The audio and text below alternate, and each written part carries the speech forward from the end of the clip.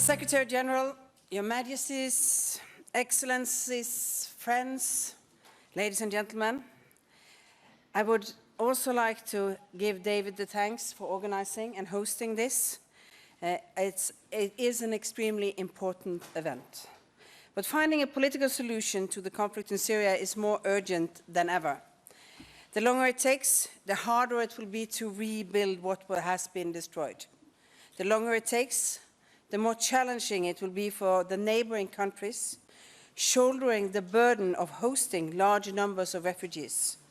And the longer it takes, the longer the civilian population in Syria will continue to suffer. Meeting these challenges is what this conference today is all about.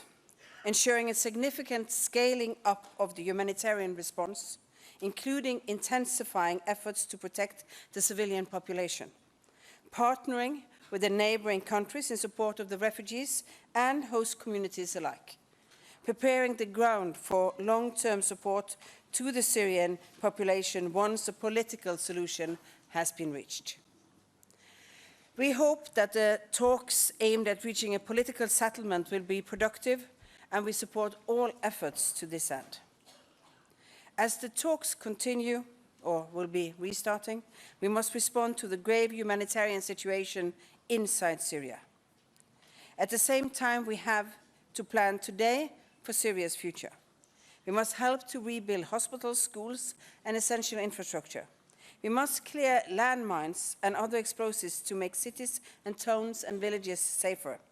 And we must invest in people, in protection and education for the Syrian children and youth, not least girls and young women, who will have to rebuild their country once the conflict is over.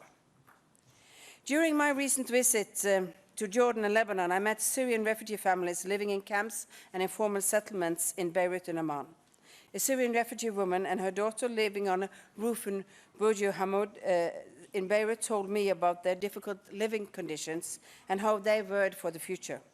But I also visited the hope that was given when schools running double shifts actually gave young Syrian students the hope for future. Syria's neighboring neighbors have welcomed millions of refugees. What they have already achieved is helping the refugees is impressive.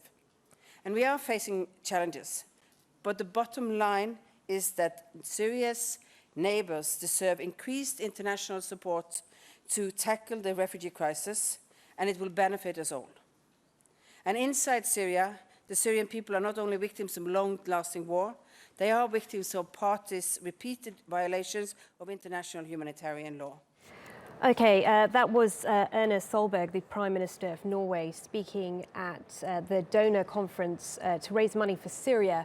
Live in London, we've also heard from various other leaders, David Cameron, Ban Ki-moon, the UN Secretary General. I believe we can go back to Erna Solberg. Let's have a listen. On this basis, Norway will significantly increase its contribution to Syria and to the neighboring countries in 2016. This year, we will triple last year's pledge and make a total contribution of 2.4 billion Norwegian kroners, which is approximately $280 million US.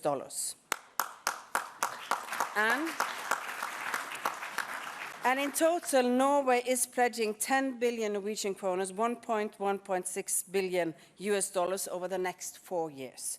We are making a commitment for the years to come. And 15% of this year's pledge will be allocated to education and child protection. And in addition, we will work to secure increased contributions from the World Bank and other financial institutions. It's time that we really step up for Syria, and this time is in fact today here at this meeting. Thank you.